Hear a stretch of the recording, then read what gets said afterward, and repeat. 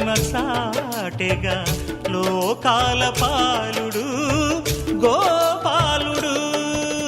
తీయని మత్తున ముంచిన మురళీలోలుడు, మాయని దూరము చేసిన గీతాచార్యుడు.